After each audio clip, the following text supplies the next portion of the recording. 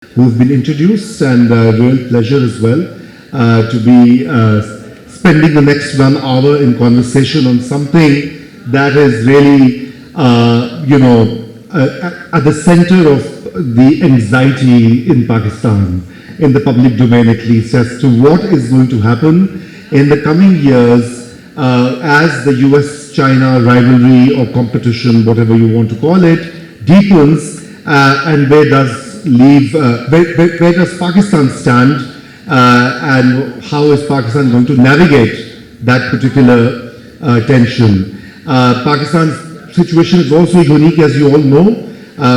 More than 80% or nearly 80% of its defense supplies are coming from China, while Pakistan's economic dependence on Western multilateral institutions like the IMF and the World Bank is also well known. And so between these two imperatives, the country is straddling and undertaking a balancing act.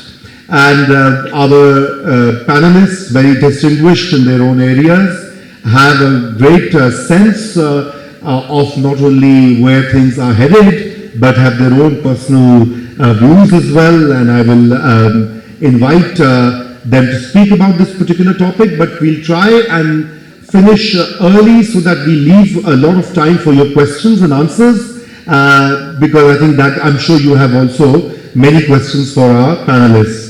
So may I start with you, Dr. Nasr? And often we in Pakistan, we ask this question: what does America want from Pakistan? What are the demands? So in the past we knew war on terror and this and that, and now of course counter-terrorism, or which other areas, because that would also kind of define or help understand Pakistan's positioning in its balancing act between the US and the Chinese. The mic. Thank you very much, Raza. It's great to be on this panel with you and Hina as well. We're at a very peculiar time. So the question is, first of all, which United States are we talking about? There is the United States, the institutions, the state, the machinery of the government, and then there is President Trump. I think we're in a very peculiar situation in which essentially Pakistan is enjoying a honeymoon or a very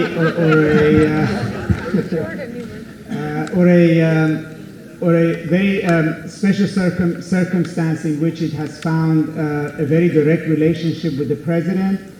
And the president is very enamored with Pakistan, and particularly with at least a particular figure in Pakistan.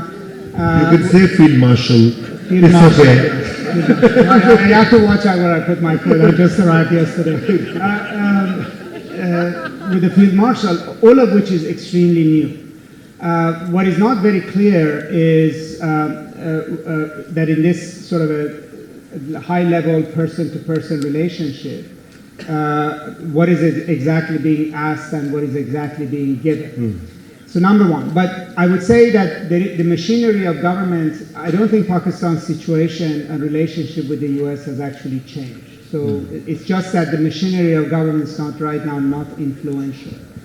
But you went from war on terror to a period where the United States was not really asking anything in particular of Pakistan. So Pakistan went from being, at the center stage time when I was working the Obama administration to almost struggling to be noticed in Washington.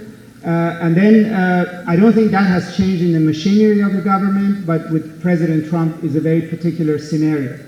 And then the other side of it is there too, which is that India's relationship with the United States has also fumbled massively. And this relationship of Pakistan to Washington was always, in an untold way, always had a pairing, which was what was happening with India and the US, and India and the US were on an upward trajectory for business reasons, for economic reasons, and also for China reasons for a very long time. And the collapse of that is also highly personal. If you go to the machinery of the US government, the view on India hasn't changed at all. It's at the White House that it has changed, And there, the pairing has been disturbed. So Pakistan is operating, if you would, in a vacuum at the White House, at White House level. Now, two things I would say. It's not, as I say, it's not very clear to me what is Pakistan getting out of this honeymoon. What is it asking? What is it getting? What does Pakistan actually want out of this honeymoon with President Trump? And then secondly, I think a vital question is President Trump, and it's a question many countries are asking, is this just a parenthesis in American diplomatic history? Like, sooner or later that the system will snap back to its default position? Or is this, the new normal going forward for a number of years? Right. Well, thank you so much. All these areas I was going to ask about, and you preempted me about China. So over to you, Hina Saiba, and where do you see this going in terms of Pakistan-US relationship and the precarious balancing act as we look at it, and how do you make sense of that, in terms of policy and future trajectory? Yeah, sure. Okay, thanks. And okay, first of all, I think it's interesting that this is not a conversation which is only happening in middle power, if you want to call it, country like Pakistan, but wherever you go in Europe, at various places, and anywhere else in the world, the rivalry and the competition, or whatever nomenclature you want to use, between US and China is at the forefront of whatever strategic discussions are happening. And this tightrope walking is not only for a country like Pakistan, but Singaporeans, many countries in Africa, many countries in the Middle East. And some countries have clearly chosen their path. So some countries have allowed themselves to be encamped. Because I think many of us perhaps remember, okay, first of all, I want to say that I think when the first Trump term came, a lot of us thought this was an aberration from a normal US trajectory. Now the second Trump term, I think it would only be foolish, as Mark Carney reminded us, nostalgia cannot be strategy, right? And it would only be foolish for us to really keep on retelling ourselves that, oh, this is just an aberration from the post-1945 normal liberal order that the US was policing for the world. The US was happily taking up all the cost, asking no one to pay the bills, and saying your security is ours to keep because we are secure. Because that world is over. It's gone. And that world is likely never to come back. Okay? And the US in all of this, so I just want to start perhaps by saying that if you look at it, so we can either talk about the symptomatic issues. Trump said, for instance, to the Europeans in Davos yesterday or day before yesterday, that if it wasn't for us, we would all be speaking German or a little bit of Japanese. Okay? That was my favorite comment out of that 1.5 hours of really interesting comments. I made my children listen to that 1.5 hour over a dinner table because I thought it was so interesting for them to just absorb what is happening in the world, right? So this is no more an aberration. And this is a president who wrote in the Board of Peace that the veto lies only with the person of Donald Trump, not with the President of the United States of America today or later. This is a person who has said to media people whom he invited to the White House to, treat nicely, that when they said, where is the predictability of the United States of America? He said the predictability is going to come from what my morals say and what I want to do. Yes. Okay, so Vali, when very learned people like yourself talk about the credibility and predictability and the deep state and the US is what we see the US to be doing right now. And what the US is doing right now is in many ways an aberration of everything that we've expected from a country like the US, who was supposed to be the policeman, the rule setter, the country which was making the rules for climate change, for trade, ensuring that everybody. Now the US is doing the opposite of that. In some ways it is taking a big hammer and breaking down all those rules themselves. And we were told over the last 2 decades or so that it's autocrats which are threatening the liberal order. Who has threatened the liberal order? Today China seems to be going many sort of strands ahead, whether it's solar power production, it is actually, their cumulative production is more than the cumulative production, just solar, forget all renewable. Theirs is about 1 gigawatt, I believe US is about 300, and Europe is about less than 500, right? So China alone is producing on an annual basis more than the cumulative production of solar energy. And when we talk about the future wars of AI, let's not forget, whatever technology we are able to achieve, eventually it is going to be based on the ability to have cheap energy. Yeah. Okay, and here President Trump reminded us that all of those people who go around putting up wind power are crazy people. Okay, so it's really a world that you could have never imagined to be living in. Yes. Okay, Yes. and now this, where Pakistan I think should be commended, is that Pakistan was not nostalgic, as Mark Carney was reminding the world. And Pakistan just took the world as it was and decided to play with it. Okay.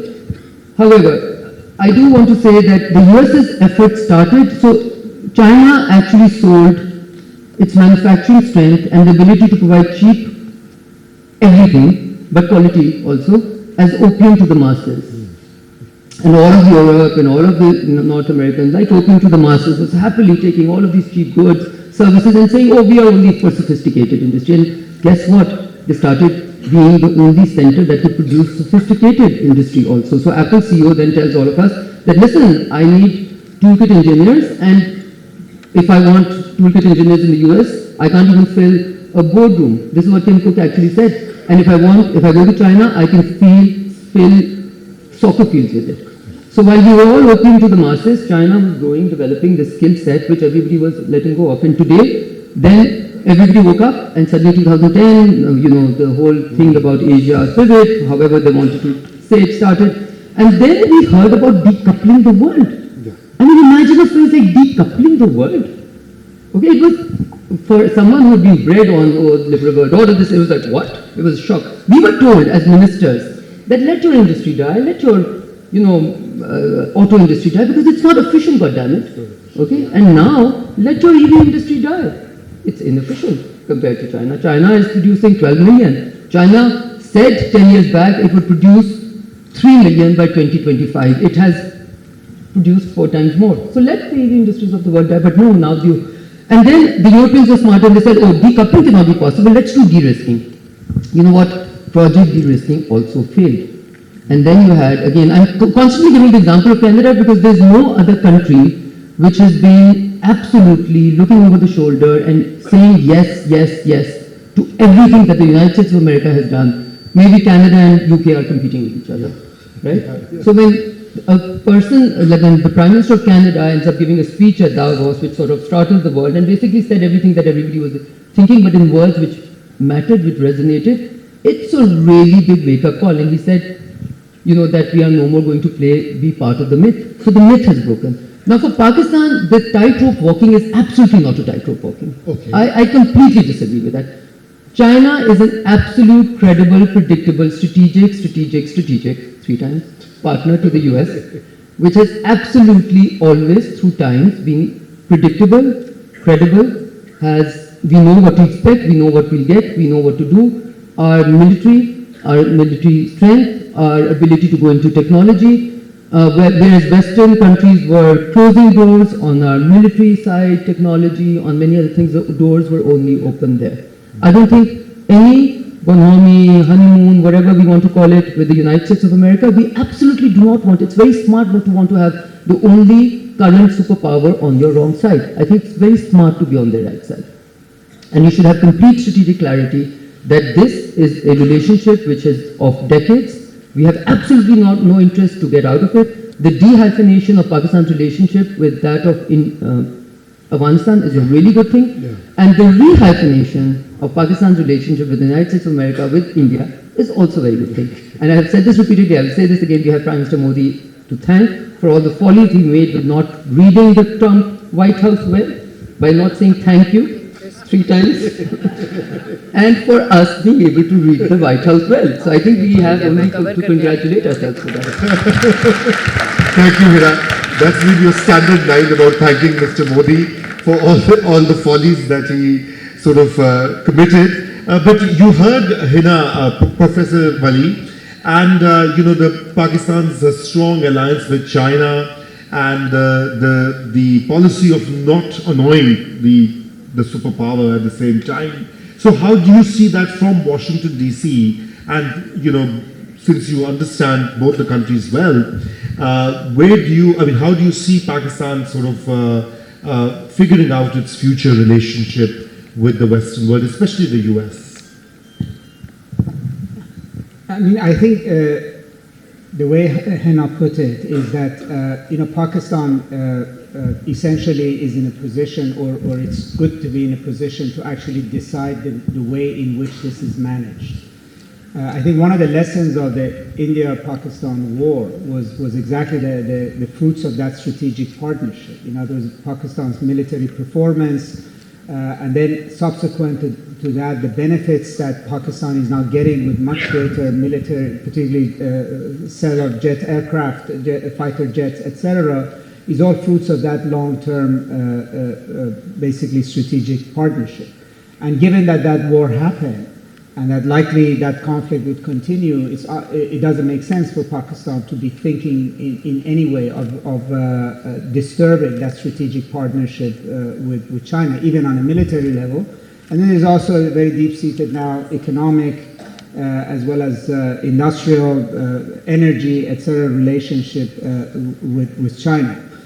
But Pakistan also has to manage Washington and has to manage this relationship. I think the best, perhaps, outcome of this, whether it was intended by Islamabad or not, is that the way in which this relationship with President Trump has emerged has actually created a buffer with what might have been an American reaction to Pakistan's military performance. Right? If you credit Chinese electronic and jet fighter systems, etc., you might have had much more of a bristling in terms of what does this military relationship mean, how does Pentagon think about it. But none of that has actually happened. Washington has not really reacted in any way to the sort of the hardcore of this strategic partnership, which is actually military. Right? And also Washington has not reacted to the notion of a Saudi-Pakistani strategic alliance, which is very clearly was intended as a reaction to Israel's actions on Qatar. It's almost a deafening silence in Washington about analysis in think tank community, in Pentagon, etc., about what does this mean? What does Saudi Arabia mean by it? What is it Pakistan actually willing to provide? Does it extend to Pakistan's nuclear umbrella? None of that is actually being discussed. And you could say that partly is a consequence of, quote unquote, that honeymoon. So at least for now, again, whether Islamabad planned it this way or it just happened, is that managing, you're using essentially one relationship to protect the other relationship and perhaps deepen it. Right? That might in the long run not be a solution for Pakistan-US relations, but at least in the short term, it has had no consequences for a major war. I mean, you shouldn't downplay how. I mean, there are very, very few occasions where anybody at the White House has stayed up all night since Trump came in. And two of them did over the Pakistan-India situation, and I was right, at least the Pakistanis said, thank you for staying up all night, and the Indians said, you shouldn't have stayed up all night because you had no influence on the outcome. But the reality is that the White House quite well understood what happened in that war. The President has repeated the performance of Pakistan's military downing Indian jets repeatedly, which means that he has that awareness, but it has not translated into any criticism or pressure on the Pakistan-China relationship. Nothing that you see publicly or materially. There's no demands that have been put before Pakistan. And so there is that palpable benefit. Right. Now, whether it would last, how far it would go, it remains to be seen. But it's very clear that Pakistan has found now more run room, if you would, on the military strategic front with China, on monetizing that relationship in terms of expanding its exports, and now also building into this relationship with Saudi Arabia in the process. Correct. Well, thank you, and I'm glad you brought in the Saudi angle as well, and I'll also ask Hina about that later. But Hina, coming back to Pakistan-China relationship in particular, you were very clear about, 3 times you repeated, And while all of that's true, but what happened with CPEC is also a lesson that we need to sort of explore, because almost a decade ago, CPEC was this game changer. I mean, I remember everything's going to change with CPEC, our fortunes are going to change. And then suddenly, in 2018-19, the Pakistani state or the government at that time almost slowed it down. Sitting ministers were accusing the Chinese contractors of taking bribes or malpractices, etc., to which the Chinese were really upset. And then, none less than General Bajwa had to fly to Beijing just to placate the Chinese counterparts. And since then, we've been sort of struggling to reset the CPEC button. There's a security angle, of course. The Chinese engineers and workers feel endangered, just like Tajikistan or Afghanistan. And then there's, of course, Pakistan's own economic capacity to raise loans and to fulfill the obligations. So how far have we managed? I know the military side in May 2025 was spectacular, and we all sort of welcome that. But this economic side and all of that, what you mentioned about solar revolution, manufacturing, the Chinese technological advancements are linked to economic development. Yeah. It's very important to be very honest with yourself, right, as a nation and as a state and as a country. And I think it's very, very important for doing a deep dive self-analysis as to what went wrong. Okay, and to say CPEC is no more a priority would be wrong, but to say that that vote of CPEC being the flagship of the BRI, that vote passed, yes it did. Okay, and the reason it passed was not because China had any less intentions, was because we were not prepared or ready, and we were also not ready to be smart and, let's just say, I don't want to say not dependable, but I just want to say that we were not patient and we want to celebrate the success of something that was only opening. So we were very un-Chinese about it. So look at the Chinese and look at the Indians. Okay, I will not compare them to Pakistanis because I would not want to be that self-reflective. But let's look at the Chinese and the Indians. Okay, the Chinese go for tens of years, decades on end, building their strength. And back in 2010, which was far, I'm that old, far enough, I was foreign minister. I remember going to a Chinese foreign minister and saying, the Americans also wanted, why don't you play some role in Afghanistan at that time? Afghanistan, the Americans wanted everyone in the room and being able to solve anybody. They wanted anyone to do whatever they can to norm. And the Chinese response was, Minister, we are just a developing country. We are so small. We have too many of our own issues, this, that, the other, okay? And now compare that to India. The West says, oh, you are going to be a central feature to our Asia pivot. And India says, oh, I have strategic autonomy. I will do whatever. I'm bigger in this, that, the other. Yes, you're big. But really, they overplayed their strength to a point where, when you say that the deep state in the US hasn't really changed their views on, I think the view that the strategic altruism which was given to India's way, both in terms of the nuclear, goodies and the exceptionalism that was given their way, and the exceptionalism in making them the really, the net security provider and within the bigger Asia pivot strategy, and all of that. A lot of people in the West, especially Europeans, feel that when it came to Russia and Ukraine and it came to other things, India felt it had much more strategic autonomy than that is expected from an ally which is willing to take the benefits, all the goodies, but not being able to give anything back, right? And then just started celebrating and I think that culmination the culmination for us was, yes, we won that war. Whatever you want to call it, however you want to say it. Eventually they attacked us, we were able to resist defensively and offensively, right? But that culmination was not only for Pakistan, it was for the whole world to see that this country, which was supposed to be the net security provider for the Western Hemisphere, for the entire Western Hemisphere, which is the key of China containment project, okay, suddenly cannot hold its own borders. Okay, it was a really big wake-up call. So compare that with the Chinese. Keep on going on, nobody to find out until they're pushed and shoved to a point where they have to come out with some of their strength. Okay? China's naval strength is many times that of their ability for shipbuilding, etc. So there are many, and technology, AI, whichever area. I mean, as a long-term leader of The Economist, we were told by the very good school that I went to in grammar in 8th grade, कि economist पढ़ लो, Newsweek or Time आप अकलमंद बन जाओगे. And I think that kind of somewhat happened, right?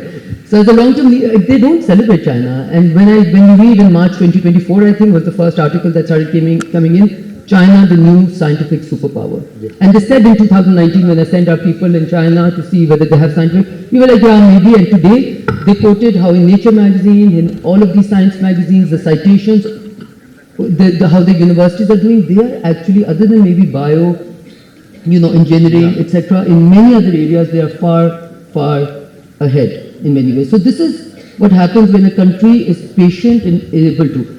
I'm now going, my objective was to answer the question on CPEC. So Pakistan was in some ways not patient enough, started celebrating CPECs without doing the work that needed to be done.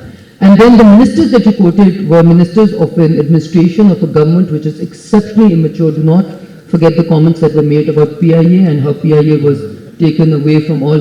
So those comments were just because of immaturity, right? Any smart person would never make comments on that. And I think on CPEC, I think we are in a different territory. I would only like to say that I think Pakistan has not done its part to fully benefit from a technological and an industrial benefit to its own industry and its technology that could have potentially been there as being a strategic partner of China. And that was not because China didn't want to do it, that was because we are less engaged in preparing ourselves in creating the ecosystem and more concerned about headlines about we have achieved this. But learn from China. What China does, it does the work first, it never makes the statements. Okay? We make the statements, never do the work. Good distinction. Thank you. Thank you. Last question, Vali, and which is picking on the broad comment that Hina made about the world. Looking at the camps. One is a rising camp, the Chinese power and the Chinese influence across the globe, and the other is the declining power. Even in the US, there's a lot of writing on this issue as to how the American empire may be declining. How do you see that happening, and what role or what implications it has for middle powers like Pakistan? I mean, and many other countries in the larger global context. I mean, I think we have a tendency to approach this like historians. So we look at the sort of the grand, as Obama used to call it, grand arc of history. So China's rising, its GDP is rising, its capabilities are rising, America's is declining. Some of the things Trump is doing, moving away from energy, etc., is going to contribute to that.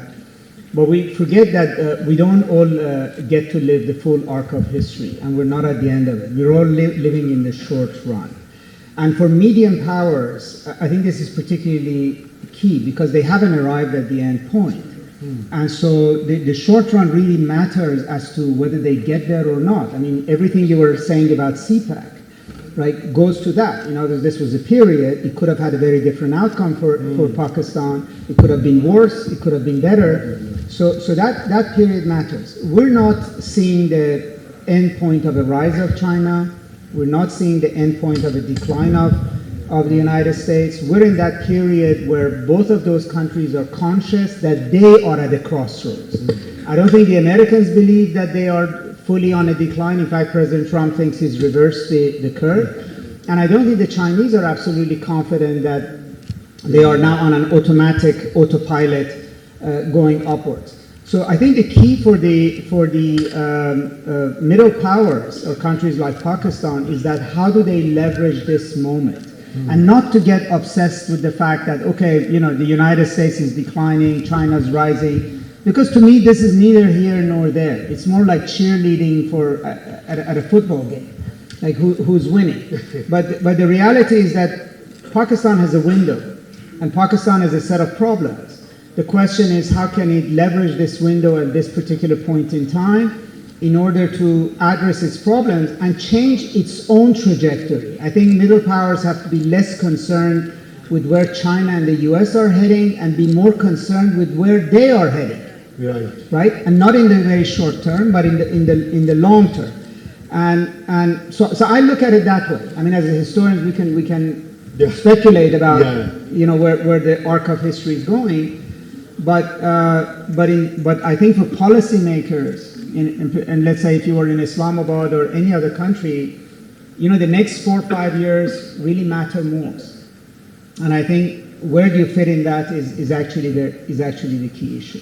That's a great answer, and I think that was going to be my next question about Pakistan's internal dilemmas, contradictions, and weaknesses, like the economy, for example. But I think I would actually go to the audience because we should get their questions, as many as possible. So before you ask your question, please note that I'm not going to let you make a speech, number one.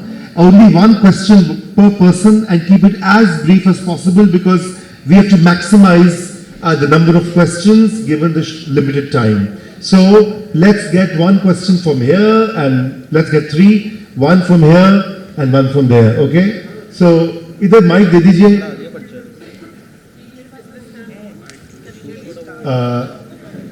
Green sweater में ये साहब बैठे हुए हैं, इनको दे दें mics. चलिए, हाँ, ओके, कर लीजिए. Okay, we getting one from you. No, it's not good. I can shout if you want to. No, well, I can, but I think the others would like to hear your question as well. Okay.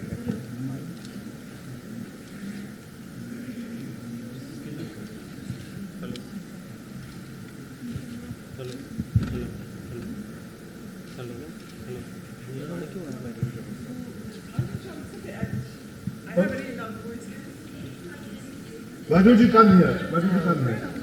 Sorry. What's happened with the mics? Organizers? So sorry. Huh.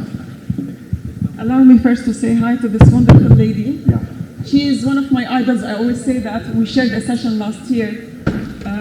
You have one of the best ministers of foreign affairs in the world, not only in Pakistan, okay? Just to let you know. Undoubtedly. My question is not for you, I'll talk to you later, but it's for Mr. Vali. You spoke about the silence in the White House, and kind of like you made it sound positive, and that they only basically woke up or stayed late at night to monitor Pakistan, right? The situation, which is basically the Indian aggression on Pakistan at the time. Don't you think that silence is more frightening in terms of what they're planning to come ahead? And at the same time, they're monitoring the situation means they're monitoring the readiness of Pakistan in terms of war, especially that your back gate is Iran, your front gate is China, which makes you basically in a very tight geostrategic position that the Americans are very interested in if they want to talk on it later on, just like they did with Afghanistan. Thank you. Thank you so much. So I think you can start answering that because they are sorting out the mics. So mics please ले जाएं लोगों के पास और तैयार हैं. So quick answer. Well, I don't know if they are monitoring. I mean, I'm sure the Pentagon always monitors everything they see, but I don't think. But again, true to form, usually you would have seen much more of a reaction, not just in the White House, but in the think tank community, in the political class, in all that would come from the top, about concern about how much has China and Pakistan worked together, what is the consequences of this. You even right now hear almost nothing about the sale of a jet fighter that is a joint production of China and Pakistan across many different countries, right? That Pakistan has now emerged as a major arms exporter thanks to the relationship with China. So, you have to look at the evidence in front of you, right? That the kind of criticism, the kind of alarm, the kind of analyses, the kind of papers that would have been coming forth have not come forth. And what I say that, that Secretary Rubio and Vice President Vance stayed up all night trying to defuse the situation. It was basically trying to talk to both sides to pull them back from what might have been an escalation. Whether or not they were effective, it means that for a 24-hour period, they were intensely focused on this war. So they were getting continuous reports, they were seeing what was happening, they were seeing performance on both sides, what was being shot. And what I say that Secretary Rubio and Vice President Vance stayed up all night trying to defuse the situation. It was basically trying to talk to both sides to pull them back from what might have been an escalation. Whether or not they were effective, it means that for a 24-hour period, they were intensely focused on this war. So they were getting continuous reports, they were seeing what was happening, they were seeing performance on both sides, what was being shut down, what was not being shut down. So they're very, very aware of it in that sense. Now, how this will play out down the road, I really don't know. But looking at the evidence that is in front of us, is that the US did not react to the evidence of how China had built Pakistan's military capability was itself very telling. As we're speaking, there is no pressure on Pakistan right now on its military relations with China. If it comes 5 years from now, I don't know, under a different president. But there is right now no concern. The field marshal is not being asked to ditch the Chinese, is not being asked to slow down relations with the Chinese. None of that is being asked of Pakistan. Yes, thank you, Vali. And actually, before we go to the next question, I'm being a bit whimsical. So, Hina, I think one point that Vali made was that what about the middle powers themselves and the window that they have? They have a window of a few years. And if we were to take that point, what are the 2 or 3 areas that Pakistan should be focusing on diplomatically, or in other terms, to seize the moment and make the most of this diplomatic capital or win that we've built in the last 10 months or so? So, very interesting that you asked this, because when Vali was speaking and when the question was being asked, I made a note to myself saying arc of history, one, because I wanted to ask Vali that some countries, such as ours, I believe, who have probably been denied their full arc of history by notional governance structures, models being imposed on us, which are perhaps not ones which are intrinsic to our nature or our society or social fabric, etc. And so that's just one point. But I think when we ask the question, what are we getting from the US? Yeah. Space. The space to be able to do what we want to do. Not to be told who to speak to, who not to speak to, sanctions, this, that, the other. You cannot want to be on the wrong side of a very, I don't want to say aggressive, but unpredictable superpower. Yes. Okay? You do not want to be on the wrong side of that superpower. So you have space. Now what do you do with the space was your question, Raza. And I think the answer to that question is very unsexy, very unglamorous, very something that Pakistan is just not able to do. And I want to use words which are not very civil.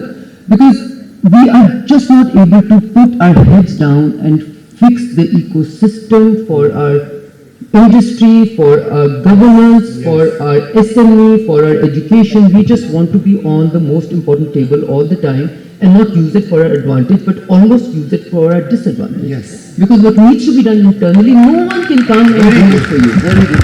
No superpower, no emerging power. China can become what it will. Pakistan will not benefit from it until Pakistan fixes its own dilemmas, its own ecosystems. And just to share, at a very personal level, I've been to China many times, Beijing mostly, Shanghai, this, that, the other. For the first time last year, I went for a week and a half as a business person. We were doing something, just soft furnishing, this, that, the other. And I saw what they've been able to do, and it is mind-boggling. It's the ecosystem, it's the soft things, it's the things which which are not celebratory. They've just unleashed the potential of the commonest, and we think they're very smart, they're very disciplined. No, nobody is. Yeah. The government has to provide the space. So yes, fix the ecosystem, all of this, IMF-led type of, what hasn't worked well yesterday and 10 years back and 20 years back is not. Fix the ecosystem. Fix the ecosystem, that's it. Well said, well said. Thank you. So, give the mic to our questioner in green sweater, if I remember. खड़े हो जाएं आप, please. खड़े हो जाएं ताकि आपको दिखाई दे. Mic. Am I audible? Ji, audible. First of all, I would like to say that I am a fan of yours, ma'am, Hina Rabbani, ma'am. My question is of general nature. I would like to ask 2 questions. One from Professor Saab and one from you. The very first question is from you, ma'am. what went wrong with us as a nation? There are a lot of problems in our country, like ethnicity or some sort of problems. As we have, if we trace the history of China, China has gone through 100 years of humiliation. They were junkies, but they have now have risen as a great nation and now are creating the world order. What went wrong with us? And first question. What went wrong with us? And the second question? Second question, Professor Sath, is from you. Why the world need a kind of hegemon? What is the need of an hegemon? Why, like we see, multipolar, unipolar? Why these every terms people use? Thank you. Okay. So before you answer, let's get one more question. Let's add one more question. Can we take it from here? Okay. Which? Here. Okay. On your sure, right. Sure. My question is, I'm just going to use this opportunity to ask what I want to ask. I want to quickly ask about Pakistan and Afghanistan, because Hina has experience of going to Afghanistan as well when Taliban came into power. And so, not just that particular episode, but what has happened to the supposed relationship and our strategy. And Professor Nasr, quickly, I don't know, I wasn't in the Gaza session, but if you can speak a bit about Iran's uprising and its potential impact on Pakistan, because it's one of our important neighbors. Okay, well, I guess here goes the whole session. What went wrong with Pakistan and the Iran uprising, and we can stay for 2 more hours. Okay, so on Sunday there's it, but Hina, why don't you start with what went wrong? Listen, smart countries, smart people never look back at what went wrong and spend too much time on it. They just learn their lessons from history and move on and fix the future. We are absolutely, I cannot tell you how much this, and I don't say this because it sounds cool, okay? This country has so much. Look at our means, look at how we came together during the war with India. I mean, we were like all over the place. We were as good as it gets. We were smart, agile, on the dot, on the ball. We have it in us, we just need discipline. हम मेहनत करने से भागते हैं. We are not a hard working. I think we have absolutely, so nothing went wrong with us. A lot of wrongs were done to us by ourselves. We can fix those wrongs. I have absolutely no doubt. We just need the ecosystem. But an ecosystem is something which refers to major long-term fixes, right? Not just headline news. It requires hard work. It requires, just patient hard work. And I think we can fix it. Pakistan, Afghanistan, God, I mean, that's something, this time when I came into office, who's currently our ambassador in Geneva, very, very smart person in the Foreign Office, and the Foreign Office is filled with smart people.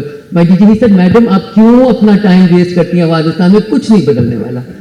And I said, aapne pichli baar bhi ye kiya, because I'm obsessed with the neighbors, okay, because I think you need to fix your again, it's your boundaries. You need to be peace within and out, and if you constantly embroiled in tensions, aaj border pe ye ho gaya, kal wo ho gaya, how will you ever fix, your relations and have time for it, okay? So, unfortunately, East closed itself to us when Modi came in, because Pakistan was really on a very good trajectory vis-a-vis India. Pakistan had learned its lessons from history, wanted to fix everything. We were really bending backward, normalized trade, everything.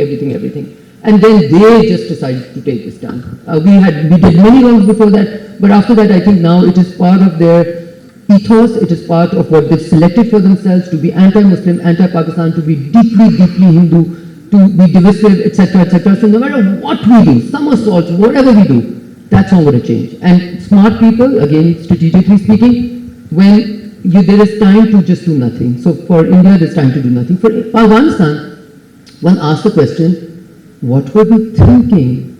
Selling them to the whole world, taking on the whole world for them? Now we have them.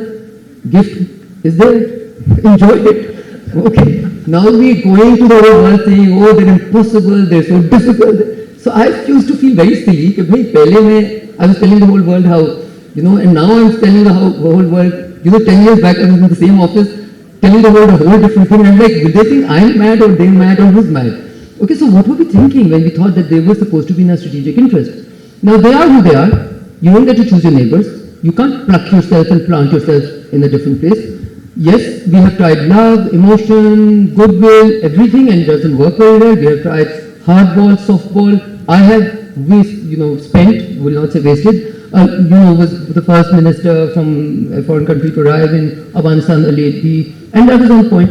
So cut a long story short, I'm fully against closing the borders with Afghanistan because that's denying geography and that's ensuring that your Central Asian Republic and your trade and everything, you become unpredictable, you have no credibility. No nation ever wants to be that. However, we should never ever compromise on our security. So if the security of Pakistanis precedes the security of Afghans. And for that, whatever we have to do to secure ourselves, we must. There are many, many soft things that we can do to give hard pain, okay, to elements who are in power. We don't need to resort to giving pain to the Afghans. We must be able to draw the line. And I think it's not that difficult. And I think some consistent behavior would certainly help or can help that relationship. Great. Vali, you want to quickly respond to the Iran? I know there's a session on Sunday, but there's an anxiety because Pakistanis think we are already vulnerable on the western border. From the east, we have Indian threat, and if something regime change, quote unquote, happens in Iran, then Pakistan is cooked, so to speak. God forbid. I mean, cook might be too much, but definitely they would have varieties of impacts. So, of course, if you have a situation of collapse of state or chaos, the fate of Balochistan will matter to Pakistan. The issue of refugees would matter. Also, Iran and Afghanistan, their economies are much more integrated and now have become more integrated since Pakistan has closed its borders with Afghanistan. There's large numbers of Afghans who work in Iran, or basically the labor force in Iran by and large has a major Afghan component. So in a situation of chaos, that border would dissolve. And then what does it mean for Afghanistan? What does sort of a non-border between Iran and Afghanistan mean for that? So essentially, you could say the Afghanistan as an issue for Pakistan can basically extend into Iran, and this might become sort of a single problem. And then there are scenarios in which it has a war with Iran, a chaos in Iran will have a major impact on the Gulf, economy and otherwise. And Pakistan's economy, Pakistan's strategic relationships with the Gulf are also vulnerable to that issue. Now, these are all worst case scenarios, but short of these things, I mean, if there's just chaos, just change of regime in Iran of varieties of kinds, a limited confrontation with the US that does not cause the collapse of the state, then I don't think it has major material impact. And the final thing I would say is that, the Islamic Revolution in Iran was a major reason for the rise of Islamism as a political force globally. So if there is an end point, it will have an impact on that entire trend across the Muslim world, and that will have an impact on Pakistan as well. How I don't know, but I cannot see that it will, Pakistan and the entire Islamic politics in Pakistan would be impervious to a message as large as that the Islamic Revolution, Islamic Republic is over. Well, that's a really insightful response. Thank you. So we have just a few minutes left. I don't know who has the mics. Oh, there are too many hands. Okay, one there. And Pakistan's honeymoon period is too short, is it? we'll take that. Okay, honeymoon period. Okay, वहाँ दे दें. Born homie or whatever. जी, बोले. Hello everyone. One question, quick, please. My question is for Ms. Hina, and I wanted to ask that you mentioned that this is the new normal. Why do you think that? Do you think that the US establishment will destroy its own order with it's the hegemon? Okay. And the mic इधर भी ले आइए जरा mic. यहाँ पर काफी देर से हाथ उठा रहे हैं. ले आइए. So short. Why is the honeymoon short? I think that was Vali. I think that's for you. Enough for you the question that was just asked. And we'll take one more, and then maybe one more and then we'll wrap it up. Yeah, I would say very short, two questions to Ms. Hina. very short two questions, very short one question. please. Negotiation. Very short one question. Ms. Hina Rabbani Khar, the German Chancellor, because I live in Germany and we have been to the Munich Security Conference and I was listening to you.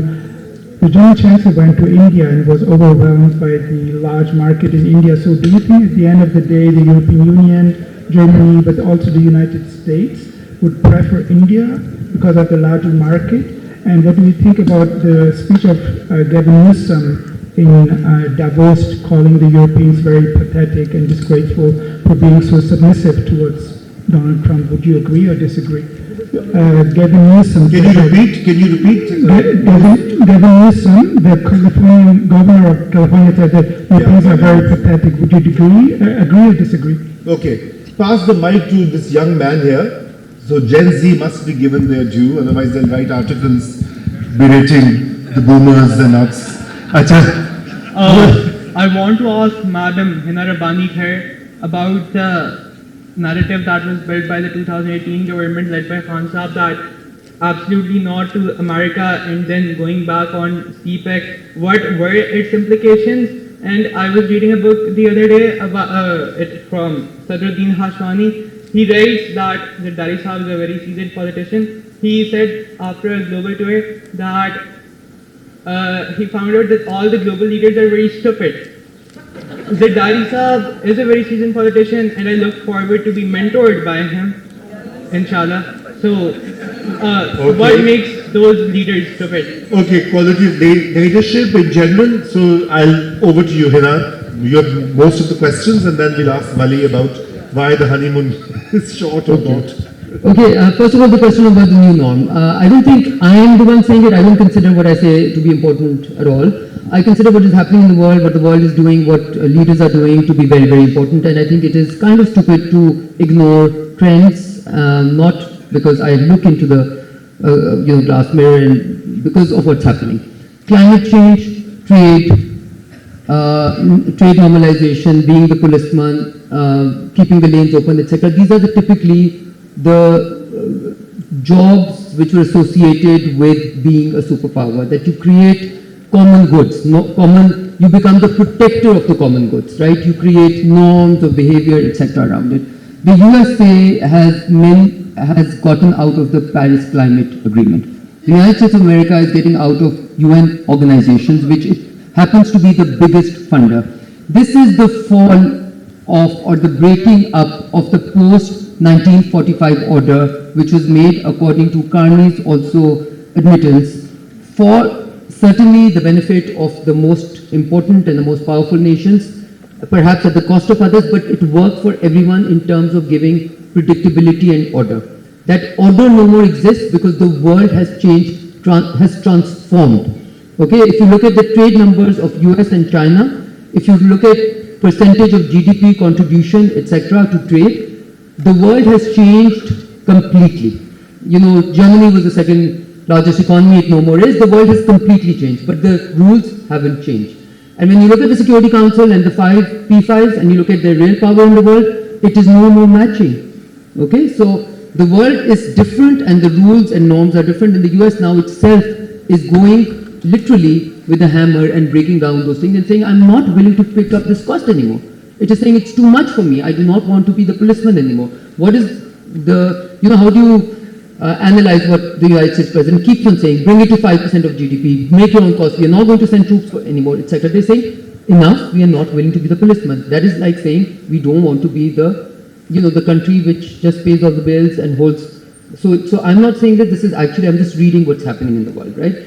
Then the other question was about global leaders being stupid or not. No, absolutely. I mean, I don't know. I think there are stupid people and there are not so stupid people. There are stupid leaders and not so stupid leaders. There are stupid practitioners and not so stupid. I mean, I think that's not.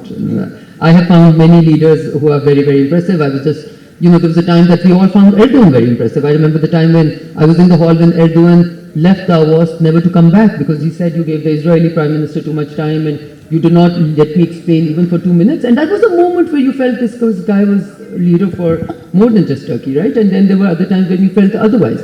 So I think you have to judge people and leadership by what they do rather than what they say. I think that is what is important, and what they do is shown in the fate of their countries, what they say is shown in their Twitter feeds only, right? And that is how I distinguish a good leader and a bad leader from a leader which does something which shows in the countries, future, past, present, where they look, where they are, and a bad leader is one who keeps on propping himself up or herself up in various ways.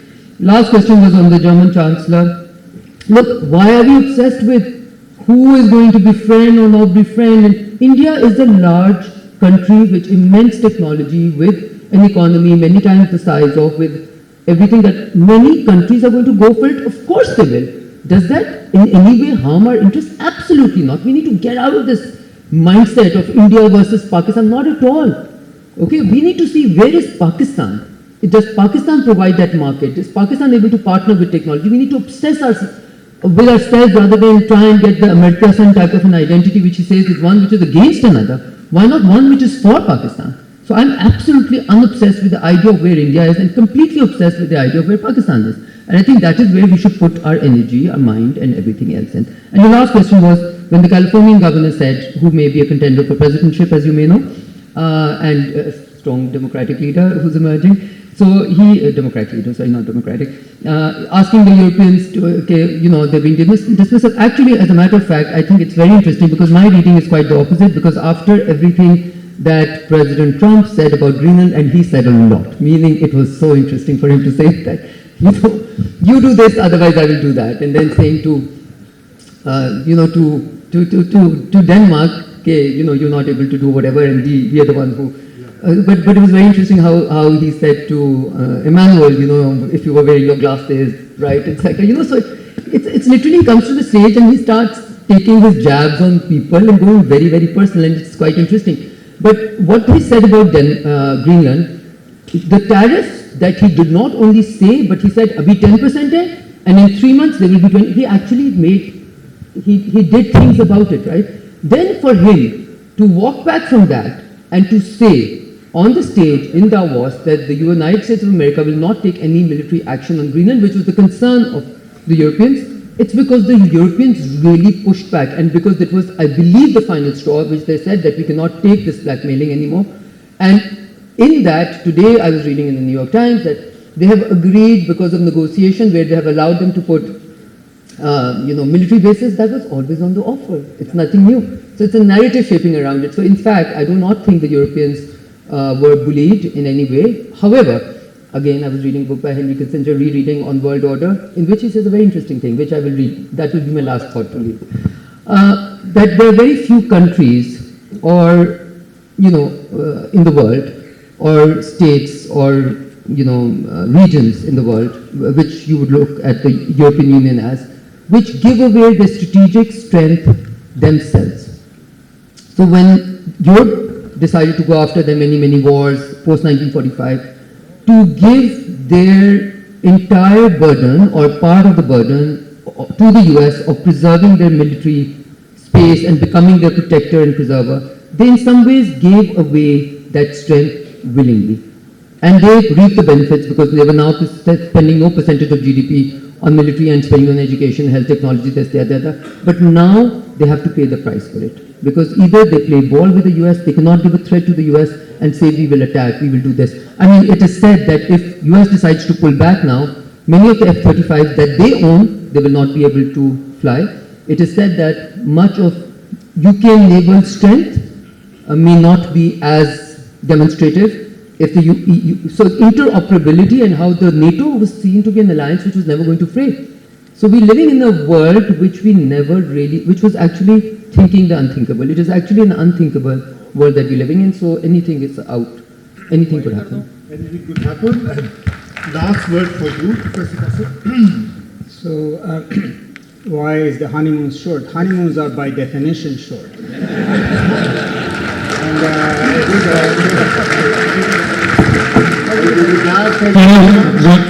Can there be one last question? One short, small question over there. On your right. Over there.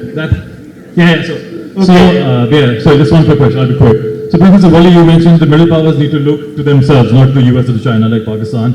And Mr. You mentioned that Pakistan needs to develop an ecosystem. That's perfectly fine.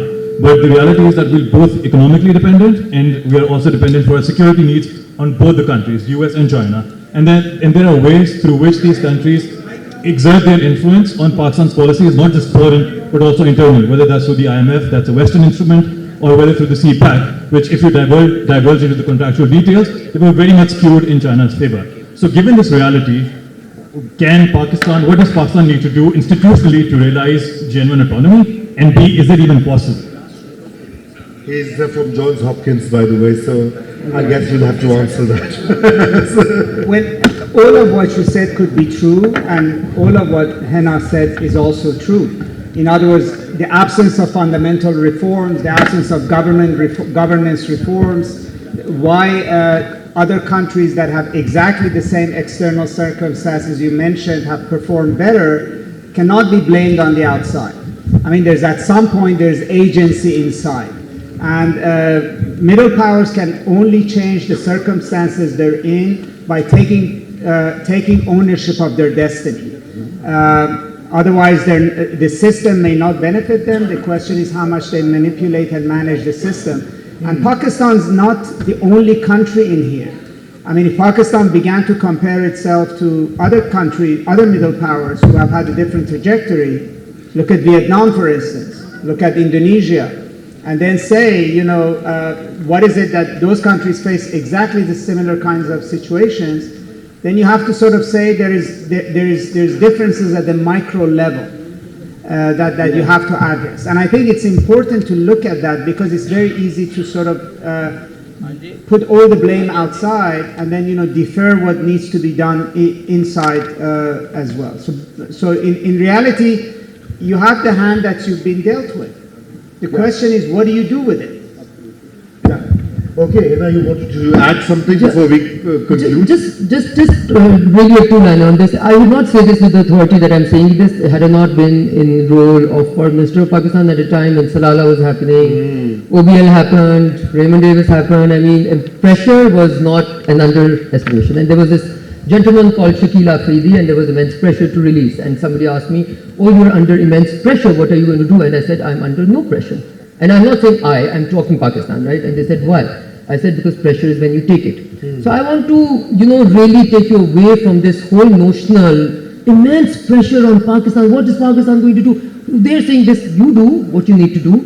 Every country, especially Pakistan, we invested in certain levels of strength for us to be able to have the autonomy to be able to make our own decisions. When we don't do them, it's not on our state, it's on the person who makes the wrong decision. There is never ever pressure which makes you go against your national interest. If you do it, it's on you, it's not on your circumstances. That's all. Thank you. Let's give a big hand to our speakers. And thank you for being here and great questions. Thank you, Vali, and thank you.